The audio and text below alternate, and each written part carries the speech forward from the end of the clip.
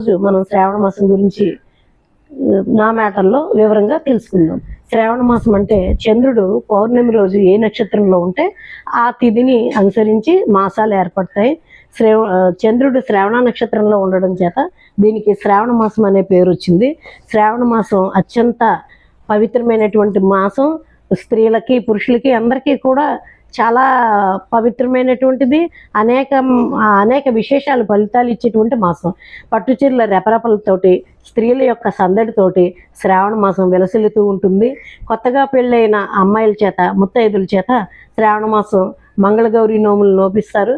ఆ మంగళగౌరి నోములు నోచుకోవడం వల్ల వాళ్ళ భర్తలు దీర్ఘాయుష్మంతులై ఉంటారని ఒక నానుడి.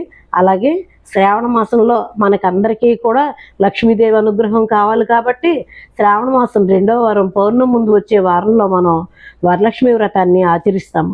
వరలక్ష్మి వ్రతాన్ని ఎవరైతే ఆచరిస్తారో వాళ్ళ ఇల్లు సిరి సంపదలతోటి కలకల్లాడుతూ ఉంటుందని, ఎటువంటి ధనాదాయానికి ఇబ్బంది పడకుండా ఉంటారనే ఉద్దేశంతో వరలక్ష్మి వ్రతాన్ని మనం ఆ రోజు ఆచరిస్తాము. ఎవరి ఇంటి ఆచారాన్ని అనుసరించి అమ్మవారి ముఖాన్ని పెట్టుకోవడం కానీ, అమ్మవారిని వివిధ రకాలుగా అలంకరిస్తూ అమ్మవారికి ఆ రోజు పూజలు చేస్తారు. అలాగే శ్రావణ మాసంలో ఇంకా అన్నిటికంటే పవిత్రమైనటువంటిది శ్రీకృష్ణ జన్మాష్టమి. శ్రీకృష్ణ జన్మాష్టమి అష్టమి రోజు శ్రీకృష్ణుడి జననం జరిగింది కాబట్టి అది కూడా శ్రావణ మాసంలోనే వస్తుంది. అందువల్ల శ్రావణ మాసంలో శ్రీకృష్ణాష్టమిని కూడా మనం జరుపుకుంటాము. శ్రీకృష్ణాష్టమి కృష్ణుడు అర్ధరాత్రి కారాగారంలో జన్మించాడని మనందరికీ తెలుసు.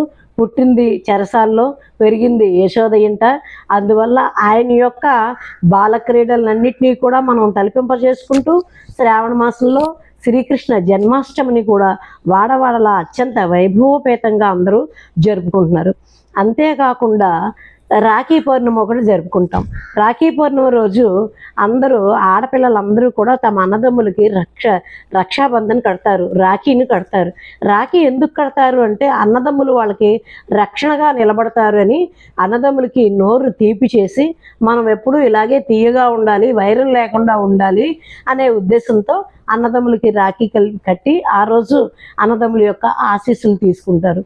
అదేవిధంగా రాఖీ పౌర్ణమిని జంధ్యాల పౌర్ణమి కూడా అని అంటారు.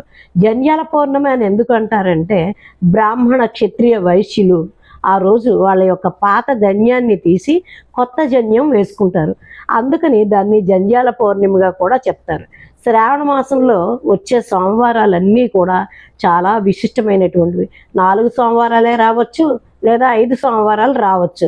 సోమవారం రోజు శివుడికి అభిషేకం కనుక చేసుకుంటే ఆ రోజు ఆ అభిషేకం వల్ల మనకు ఉండేటువంటి శనిగ్రహ దోషాలు, సమస్త నవగ్రహ దోషాలన్నీ పోతాయి అనే ఉద్దేశంతో సోమవారం రోజు శివుడికి అభిషేకం చేస్తారు.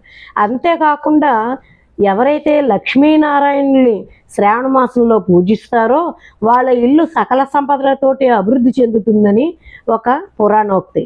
లక్ష్మీనారాయణని నేను చెప్పే విధంగా ఎవరైతే పూజిస్తారో దేనికి వాళ్ళ ఇల్లు లోటు లేకుండా ధన సమృద్ధితో ఉంటుంది. ఆ పూజ ఏంటంటే లక్ష్మీ హృదయం, తర్వాత నారాయణ హృదయం, ఈ 2 కలిపి చదివి అమ్మవారికి అత్యంత ప్రీతిపాత్రమైనటువంటి బెల్లంతో కూడిన ఆ పాయసాన్ని, బియ్యం పాయసాన్ని ఎవరైతే వండి నైవేద్యంగా పడతారో వాళ్ళ ఇంట ధనధాన్యాలు నివసిస్తాయని, వాళ్ళకు ఉన్నటువంటి ఆర్థిక బాధలన్నీ కూడా తొలగిపోతాయని పద్మపురాణంలో చెప్పబడింది. అందువల్ల ఈ శ్రావణ మాసంలో ప్రతి ఒక్కరూ లక్ష్మీ ఆరాధన చేసి ఆ అమ్మవారి కృపా కటాక్షణాలకి లోనవుతారని భావిస్తున్నాను.